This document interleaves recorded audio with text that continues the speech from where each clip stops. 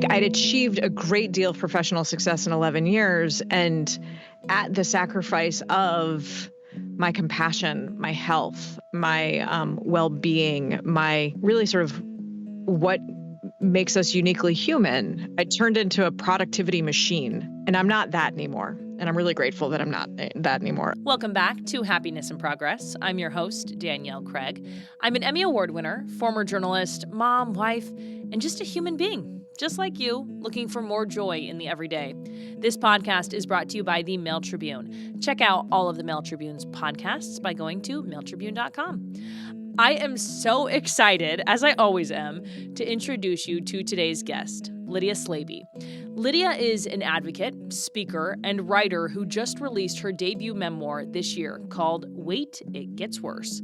Lydia was living a very successful life as an attorney. She was married to a man working on a presidential campaign. But the reality behind this beautiful, successful life was her marriage was failing, and a doctor's appointment for stress turned into a lymphoma diagnosis. In this conversation, we talk about how Lydia pieced her marriage, career, and life back together while fighting cancer, and a lot more. There's a reason her book's called Wait, It Gets Worse.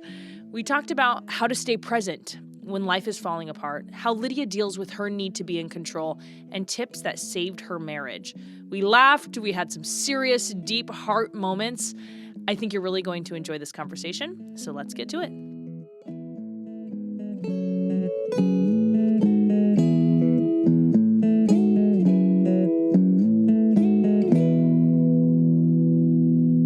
So I like to start these by giving you the floor. So I'm just going to ask you to tell us a little bit about yourself. That is always a wonderful and daunting question. I am an author. I am married to the love of my life. I have 2 cats. I actually just spent this morning baking a peach pie. So I love to cook. We just moved to the Hudson Valley, and I love it here. After living in cities for my entire life, it's been a really remarkable shift for me, physically and mentally and emotionally and spiritually in all the good ways. And yeah, that's me. And you're a cancer survivor. I am. Yes, I also did that. Which is huge. So you named your book Wait, It Gets Worse. So tell me a little bit about that, blow after blow with your health. Yeah. So my book documents, I suppose, the 5 years that I went through from diagnosis to getting better to then having another major health disaster, and then sort of the process of how to figure out how to stay present when life is falling apart, and how to make transitions when life is falling apart. And that's really what the book is about. And I joke that the title just makes me laugh. It makes everybody laugh. And it is an optimistic book, even though it sounds like it's just, you're just waiting for the next shoe to fall. And that was the case with me, is that my marriage was falling apart. I got diagnosed with cancer. And then just one thing after another was happening to me for about 2 years, where it just every moment was, hold on, just wait, because it gets worse. And I had to learn how to be a good human inside that chaos. I had to learn how to be me. I had to learn how to be the person that I wanted to be inside that chaos. And so that's what this book is about, is how I learned how to just manage in a positive, not Pollyanna-ish way, but in just a really solid sort of human way of managing through that kind of upheaval. I love that you said you needed to learn how to be a good human, because there was stuff happening to you that should not have ever happened in the first place, like a resident poking a hole in your heart. So how do you be a good human when you are learning that you're having unnecessary open heart surgery? Well, yeah, that was a moment. Basically, I didn't have a great deal of choice. And my recipe for success for my entire life up until that point had been take control of any situation and just shoehorn it into the situation that I wanted it to be. I was wildly successful. I was 33 by the time I was diagnosed, and professionally, I was in a very, exalted space, and I had sort of a ridiculous resume, and I'd done all of that by just controlling the crap out of my life. Mm-hmm. And when a doctor walks into the ICU and says, so you need emergency open heart surgery, and I know that you thought you were going to be here for an outpatient procedure, it's one of those, it's like, well, do I have a choice about this? And he's like, not really. And so my choice in that moment was to accept the reality of my life. Mm-hmm. And previously I would have said, absolutely not. This is bullshit. I'm going to go do something. I don't know, get off this bed. Like your brain does what it does. And my choice in that particular moment was just to surrender. Yeah. And surrender, submit, whatever word you choose. And that gave me the space to then be like, okay, this is the situation I'm in. There's literally nothing I can do about it. It's not going to not be the situation that I'm in. The best thing for me to do for my own health and my own mental and emotional well-being is to be kind. Mm-hmm. These doctors didn't do it on purpose. Everybody's clearly really upset about it. And I can either be a total jackass and yell at them about it, which isn't going to change the circumstances at all, or I can work with them. Yeah. And there was actually a great deal of freedom and satisfaction in making that decision. Mm. That was a mental game that I played with myself, and it took me a little while to be fully comfortable with it. And it wasn't actually until I wrote about it in the book, years later, that I really did finally get emotionally sanguine with the whole thing. Mm-hmm. But making that decision in that moment was the best way to manage it, basically. Mm-hmm. Mm-hmm. I like how it was almost like you said the words of forgiveness to the doctor. Like you said, I understand things like you were saying the words, but there was also kind of an inner dialogue in the book where you're really angry. So I think you can kind of do both of these things at the same time. Do you agree? Oh, absolutely. I think that if we don't feel the emotions that we're actually feeling in a particular moment, then the emotions show up later and they end up getting in the way. And it's impossible to sort of, especially when something is that visceral, not giving yourself a chance to feel the emotions, I think it's pretty dangerous. Yeah. And so, yeah, I'd made the decision. I was like, I'm going to be a good human in this particular moment. It's going to take every ounce of patience and compassion I have in my entire body. And that is what I'm going to express into the world. But in the meantime, I'm going to be super pissed because I'm super pissed. Yeah. Mm-hmm. Mm-hmm. And I just didn't let the people who I needed to be compassionate towards see that. Yeah. Yeah. I really like that. When you think back to that entire journey, is there one moment that sticks out where you kind of flipped a switch, where you were like, this is the moment that I'm going to take to learn and grow and kind of transform my life? No. It was the whole thing together.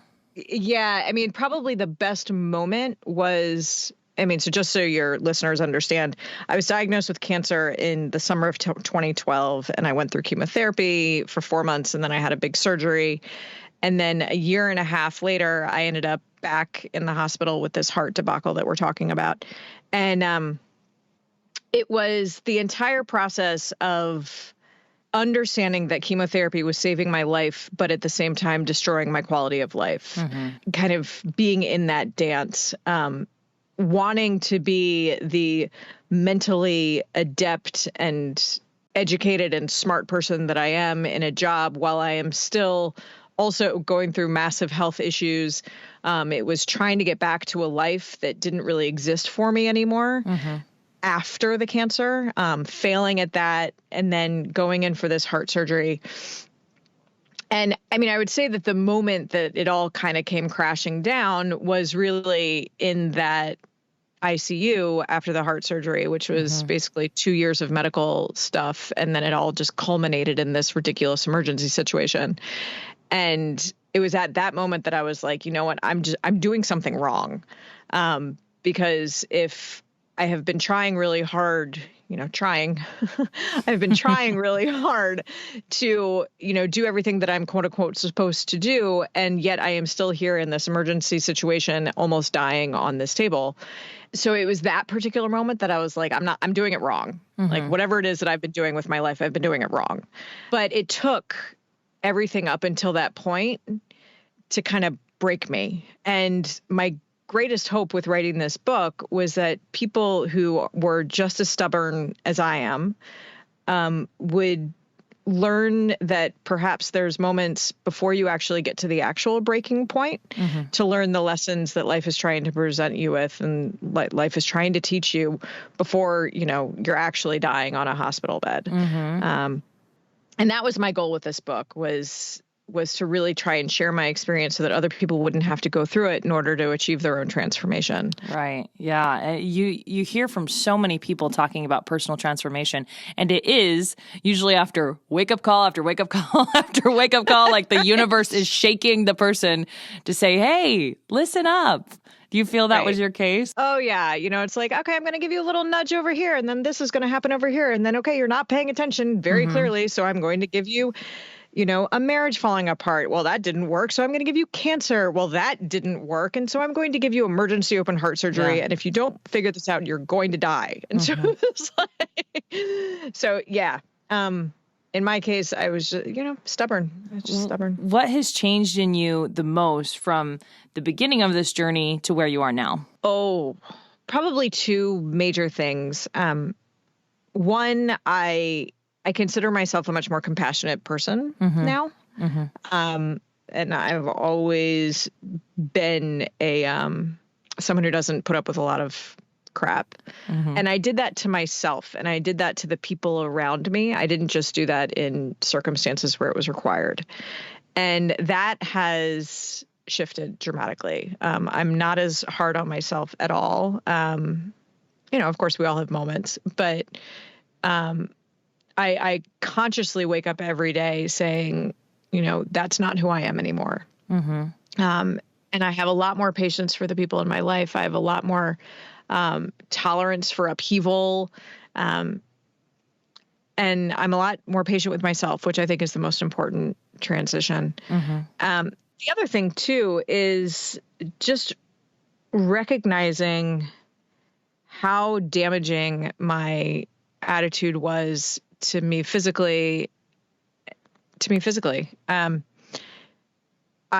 had worked, from the age of 22 until diagnosis at 33. I had 11 years of working really, really hard. I got 5 years of graduate degrees in 3. I was working, at one point as a high level, executive for the state of Massachusetts. At one point, I was an attorney. I'd achieved a great deal of professional success in 11 years, and at the sacrifice of my compassion, my health, my well-being, my really sort of what makes us uniquely human.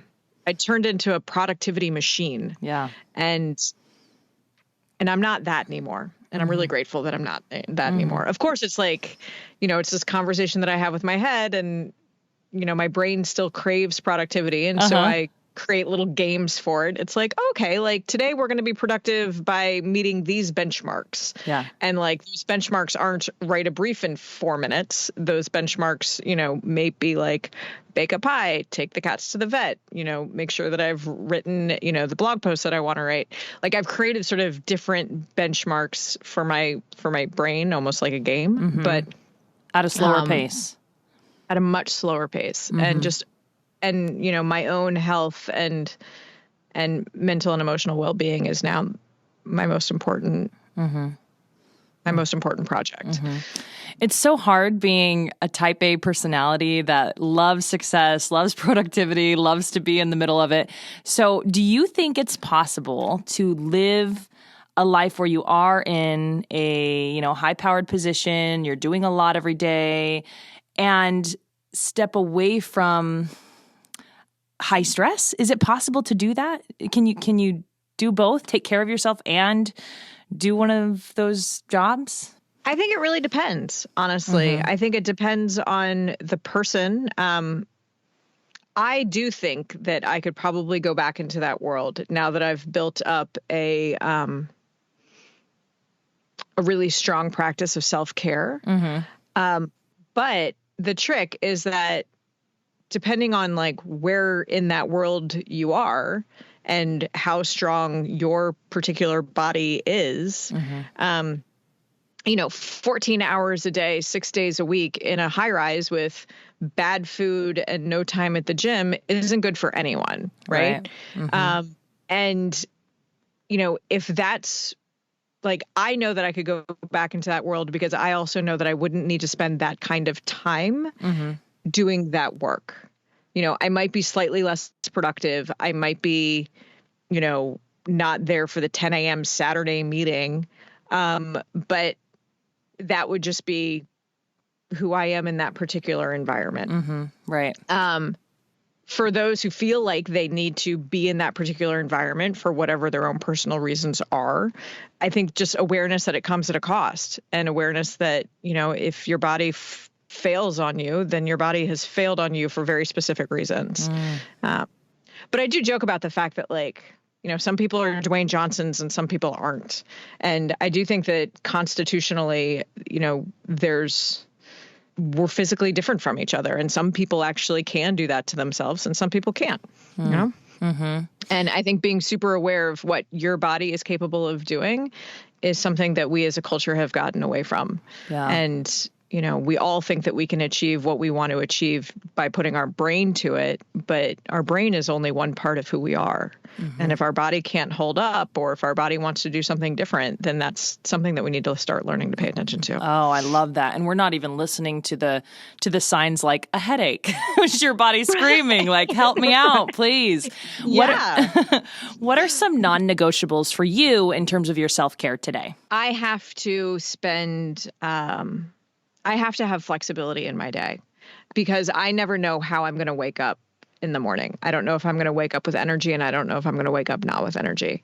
So a non-negotiable for me right now is having the flexibility to be flexible. On a more practical level, I eat very well. Chemo really does just destroy kind of everything. And so in order to get my body back on track, I've had to rejigger my diet very carefully. I've had to rejigger my exercise regime. I've make sure that I meditate once a day. And so there's a lot of body maintenance that is non-negotiable in my day-to-day life now. And it's not complicated, and it doesn't take a great deal of time now that I'm practiced at it, but it's very important because my body is my only partner I'm going to have for my whole life. Right. And otherwise, in terms of my self-care, I have to, and I don't do it every day, and I need to get back to it, but I have to write every day. It's just who I am creatively. And if I don't end up writing, then I have to do something else creatively. I have to bake, or I have to cook, or I have to play a game with my niece. There has to be some outlet for my creativity because that is really sort of the expression of who I am these days is a creative being. And I need to make sure that I'm nurturing that. Yeah, that's really great. I love that you are practicing flexibility because I don't think that's easy for everyone. So in the beginning of this, you talked about being a control freak. You talk about it in the book. Do you still think you're a control freak? I do, actually. It's funny. A friend of mine looked at the subtitle and he just burst out laughing. He was like, you don't think you're a control freak anymore? He was like, dear God. And the funny thing is what I've done is, we all have these aspects of our own personality. And I feel like a great deal of my life now is just negotiating with my different pieces of my personality. But, I still have my control freak. She's there. She has space in my head. She's very useful. But she's just not in charge anymore. So when I'm faced with a, crisis moment, and actually a really funny example of this is there was a major typo in my manuscript, and it had already gone to print. And somehow I just figured it out. On a Saturday morning, I wake up at 5 a.m. and I go, holy crap, this is in the first line of my book. oh my God. Previously, my control freak would have taken over in that particular moment. She would have, I don't know what she would have done. She would have jumped out of bed. She would have freaked out. She would have called my publisher. There's any number of things that I would have done in that situation with my control freak in charge. But instead, I sort of took a minute and I said, okay, nobody's going to notice. Like, this is not an irretrievable situation. Like, maybe I should meditate, let's figure this out. And then at 9 a.m., I then sort of sent a quick email to my publisher and I was like, by the way, and it turns out that there was a nationwide shortage of paper. And so my book hadn't actually gone to print yet. So we could fix it, which is great. Oh, wow. That's great. I know. Sometimes the universe provides. So she's got a job. My control freak has a job and she's very good at it, that once I, whoever I is, have come up with a plan of action, she then executes. Mm-hmm. And she's very good at executing and she's very good at being in charge of project management. But she's not the one making the big decisions anymore. Mm-hmm. And, we've worked that out. And I know this is making me sound like I have multiple personality disorder, but I don't. No, I think most people understand, because most people, I think, have the voice in their head that's like, do that, you can't do this, or you can do that, or, I think most people can relate to that. So I want to read the subtitle of your book really fast just to catch everyone up. It's Love, Death, and Transformation from Control Freak to Human Being. In what spaces of your life have you let go of control? Previously, I would literally try and control, the weather. It was that external. I was always trying to control things that weren't actually under my control. Other people, external deadlines that I couldn't do anything about, the weather. Mm-hmm. And now I know that I can control 100% of me, of my reactions and my behavior in any given situation. Mm-hmm.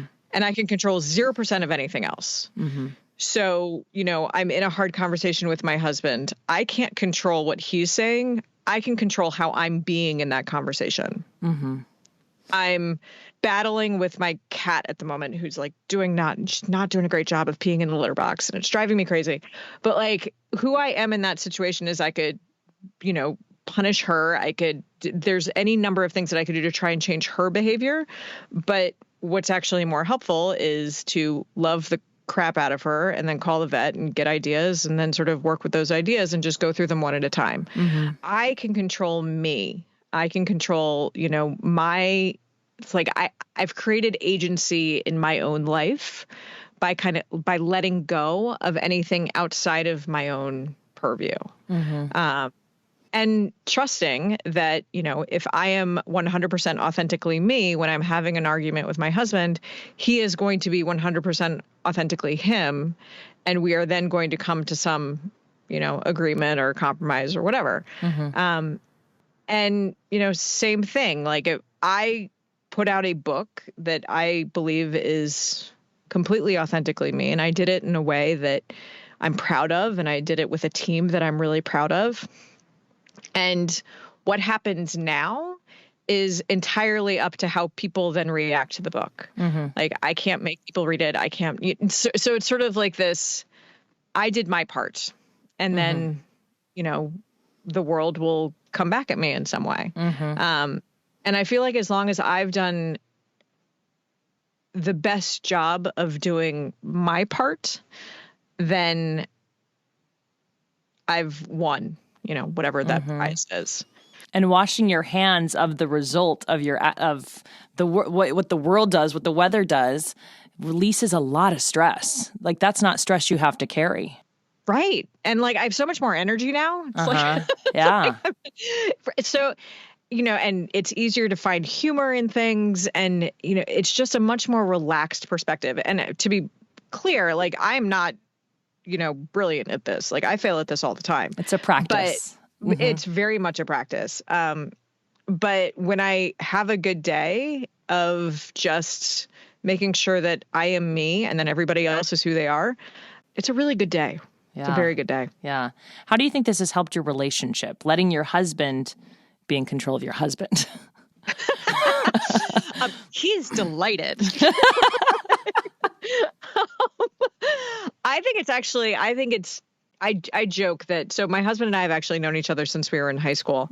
And we were in a relationship in high school, and then we broke up for a long time, and then we got married, and, and then our relationship almost fell apart, and then I was sick and all the rest of it. I joke that we're on our fourth relationship with each other.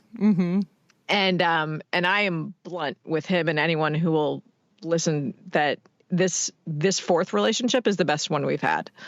It has a lot to do with that. It has a lot to do with the fact that I'm not trying to control him into something other than who he is. We have different personalities, and so conflict arises, right? But when something now arises that previously I would have, freaked out or frozen or, tried to convince him wasn't actually happening. Now I just sort of say, hey, babe, this isn't working for me. Like, what can we do about this? And he goes, oh, okay, great. Let's talk about that. But I own my own discomfort in the situation in a way that doesn't make him wrong. Like, you are a bad person for making me feel like this. Instead, I'm feeling like this. What do we do about this? That's powerful. Yeah. And it's given both of us a lot of flexibility in how we problem solve around these inevitable problems that arise when two people live together. That's the really wonderful part about it, is that because we've created this space where we have so much flexibility, it almost makes the problem solving fun. Because no one's blaming anyone. No one's trying to force a solution. And instead it becomes a game that we play. Yeah. And sometimes the game can be emotionally heightened, if I'm really upset about something, but then we just take the moment. And if I'm really upset about something, we take the moment for me to be upset. And then we start problem solving. And so, I mean, the other thing too, is that I've let myself express the emotions that I'm having. And he is also, I have a fiery personality, and sometimes she, blows up. And so he's also learned that when I just lose my mind, he just needs to wait, he just needs to take 3 minutes of deep breathing and then I'll get over it, and then we can have a conversation. And so he's stopped taking me going through the roof personally. Which has been a huge help too. I'm trying to think of, because I think a lot of relationships deal with one partner or the other wanting control of the other partner and not really seeing each other as their individual entities as well as a partnership. So I'm trying to think of maybe tangible tips. Do you have any tangible tips on how to approach those disagreements? How to, talk to one another, how to live together? It's some tangible stuff that listeners could take away. I mean, there's the classic advice of only use I statements. And, not I feel bad because you're a horrible person kind of I statement. It's like an actual I statement of, hey, babe, this happened, this thing out there happened. And I feel like this now as a result. Can we talk about that? And the one thing that I really do like about I statements is they give the other person space to not be defensive. Because if sort of a problem solving session starts off with one person feeling defensive, it's just going to go nowhere. Right. I do also think it's really important to let the emotions happen before brains kick in to try and create solutions. If I'm really upset about something or sad about something or concerned about something, then we let the emotion flow. And this isn't just me. I mean, he does the same thing, but we let the emotion happen, because it's really hard to have our brains be working in a powerful way when our emotions are just riding high. And so giving the emotion space to kind of come through and then calm down, then gives the brain the ability to be like, okay, now it's my turn. Okay, we can solve this problem together. And the other thing that I do think about a lot is, there's me, and then there's Michael, and then there's this third creature that sits between us or next to us or sometimes on top of us or behind us. That is our marriage. I think of our marriage very much as a third entity that both of us have to take care of. And sometimes that gives us just the amount of flexibility to, if something's going wrong in the marriage, to not be like, something's wrong with me or something's wrong with him. It's just something wrong with the marriage. And Michael's really smart and compassionate and kind, and I'm really smart and I'm trying to be compassionate and I'm trying to be kind. And like, so between the two of us, we can work on this, problem that has arisen in this other entity. And it just takes some of the pressure off of us. And nearly all of these are just like mind games, but having the marriage be a third entity in the relationship has been very helpful for both of us, I think. I think mindset in every aspect of your life matters. So going into the marriage that way, I love that. I loved reading about your relationship throughout the book. I think that was one of my favorite parts of the book, to see kind of how that intertwined throughout your fight. So I wanted to talk about this. So you guys had separated. And how long had you been separated? About 2 months. And then you guys are at counseling. He's like, I want to do this thing. He moves back in. And then it is the next day that you get your diagnosis. Is that right? Yeah. Literally 12 hours later. Like, that alone blows my mind. Yeah. How do you that action of him moving back into your home together, how do you think that changed the course of your fight? Wow. I think it was paramount, honestly. He and I still talk about it every now and again. We can look back at it with some laughter. But, the night that he moved back into our apartment was very much the bottom of our relationship. And, at that point, he had decided that he would rather be in the marriage than not be in the marriage, which is why he came back into the apartment. And I had decided that I was willing to let him back into the marriage. And which is a hard decision. So it really, truly is amazing that this happened right before your diagnosis. Well, exactly. And so we had that like 12 hours of, okay, we're at the bottom of this pile, but we can begin to see our way out of it. And we're both here because we want to be with the other person. And the magical thing about having that happen right before I was diagnosed is that I never felt like he was coming back into the relationship because I was sick. And, my husband's a really extraordinary, kind human, and he would have. I mean, he would have said, I can't leave my wife in the middle of this. That's terrible. And so he would have stuck it out, and we would have been in sort of a different version of our relationship. And then when I was quote unquote healthy again, I would have had no idea whether he was there because he wanted to be in the marriage or because he felt guilty about leaving me while I was sick. Wow. And the wonderful thing about him coming back into our marriage, whether it was 5 minutes or 5 days, or in this case, 12 hours before I was sick, was that I never had to ask myself that question. And of course, I did. There was one moment that I describe in the book where I just sort of lose my shit in general because, my body's falling apart around me and I'm losing my hair and, the whole 9 yards. But and suddenly I'm like, oh my God, he's just going to leave because he's only here because I'm sick. And, but there was this other part of me in my own head. I didn't need him to tell me this. That was like, no. He came back before you got sick. Take a deep breath. No. He came back before you got sick. Take a deep breath. And so I do think that a great deal of the work that we needed to do in order to come back together kind of fell by the wayside because of the way he showed up when I was sick and because of the way that we were with each other while I was sick. I mean, I joke that cancer saved our marriage. And, I don't know, there's no way for me to know that if he'd come back into my life after I was diagnosed, or if I'd never gotten sick, or, whatever, I'm sure that we would have figured out some version of our marriage. It may not look like the one that we have, but I'm sure we would have figured it out because we don't seem to be able to stay away from each other. But the version that we have right now, which both of us are very happy about, I think is a direct result of the fact that he came back into our marriage before I was diagnosed. Wow. Yeah. Wow. It's just incredible. And I'm glad you said that you joke that cancer saved your marriage, because I wanted to ask it, but I was like, ugh. I really want to ask that. This really horrible thing that happened over here solved this really horrible thing that was happening over there. So you write in the book, I just really love this because I think this illustrates this this control freak part of you. He wrote, quote, "So here's my dirty secret. From the first minute that I went back to work, all I wanted was to go back to the hospital. Despite the fact that being sick is horrible and undergoing chemo is even worse, the hospital itself felt secure to me. In all my adult life, it was the only place I had ever felt truly comfortable.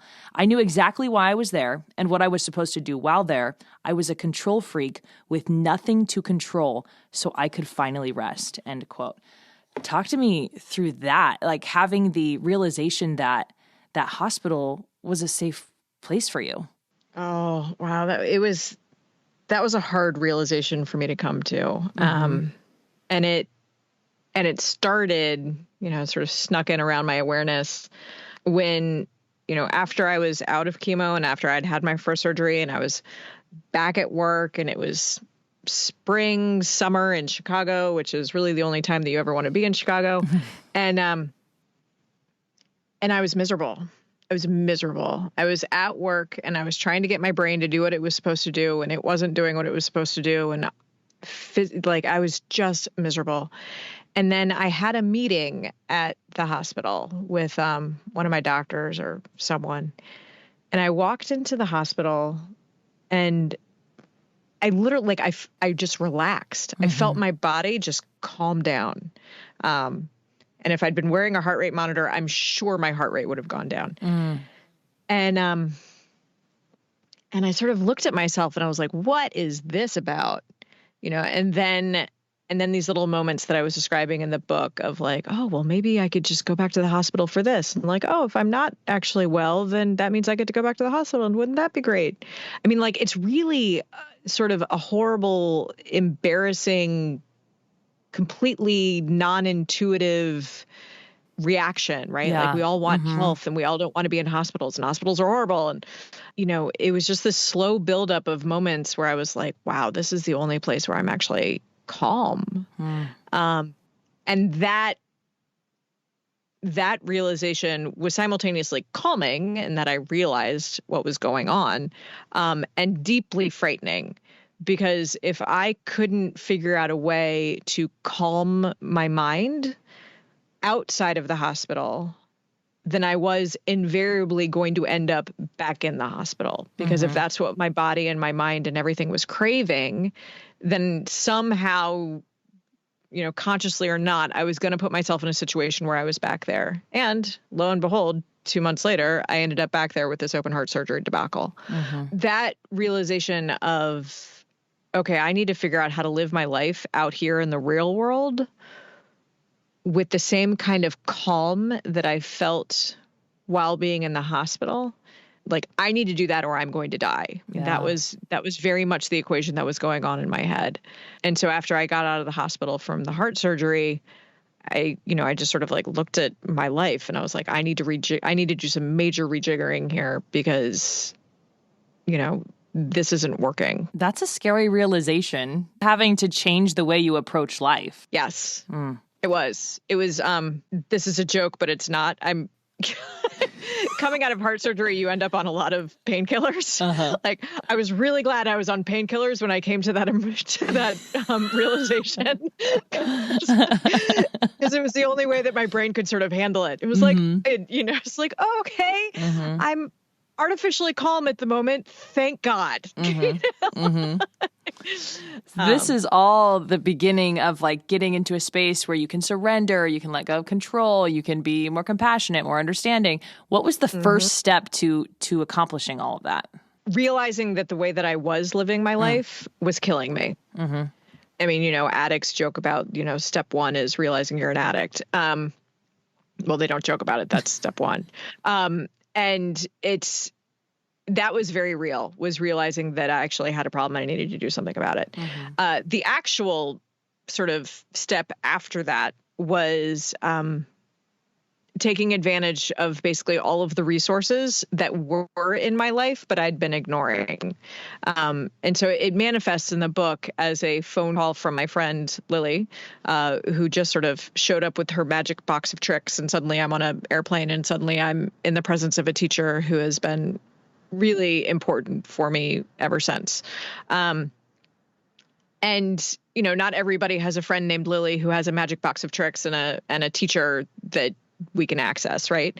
And so, but it wasn't just, I don't talk about it in the book, but it wasn't just that phone call from Lily. It was, taking a firm inventory of everything in my life that I had, from the inside out, from my own wits, from my own education, from my own, needs that my body was really loudly shouting about at me, to the people in my life. Okay, so this person knows this person is highly trained in meditation. This person, she broke her leg in 6 places and yet she's now running marathons. Like, how did she do that?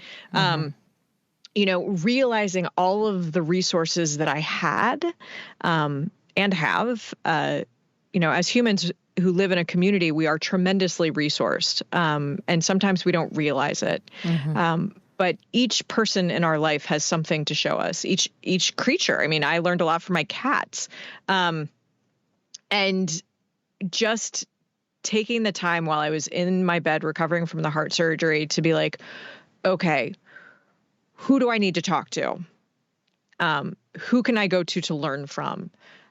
What do I need to do in my own life to make sure that I'm listening to the lessons when they show up? How do I get my mind to calm down enough that if something sort of flies by me that's of value, that I can recognize it? And so that involved, meditation. It involved a lot of really funny, awkward conversations with friends. It involved funny, awkward conversations with people who weren't even friends. Like, oh, hey, someone told me that you did this thing, da, da, da. Can I take you out to coffee and can we talk about it? And I'm an introvert. Like, this is not the way that I usually function, but I, to basically save my own life, I was like, all right, Lydia, let's do this. You're going to have some weird conversations and everybody's just going to have to be okay with that. I love that. So that's great advice. Yeah. I have worked that hard in the past for a job or for a project, and suddenly sort of giving myself the freedom to be able to turn that level of intensity on my own health and my own well-being. It was embarrassing and vulnerable and traumatic in its own weird way, but also incredibly satisfying and incredibly growth inspiring. I love that so much because so many of us do that. We put all of our attention into everything else except for ourselves. Okay. Last question is, this podcast is all about finding more joy in life, in the good, the bad, the in-between. What would be your number one tip to doing that? Laugh more. And I know that I that sounds like a joke, but it's not. And I laughed, but by the way, that is my every day I'm intentional. I need to laugh today, even if I fake laugh. That's just not something that's super built into me. Well, right. And it's not really built into a lot of us, but, and it's not necessarily just laughing, but it's recognizing that the serious things that require serious thought aren't actually as much of our time as we think they are. So when I was going through chemotherapy and all of the rest of it, I had maybe 12 hard conversations that totaled perhaps 12 hours. The 5-minute really intense conversation with the doctor about this, and then the 3 minutes, and then the 15 minutes, and then and so that of course all of those conversations are hard, and I needed to be present for them, and I needed to be serious, and I needed to have my thinking cap on. But then basically the rest of the time you're waiting for the medicine to work, or you're waiting in a waiting room, or you're waiting somewhere else, or you're just living life, right?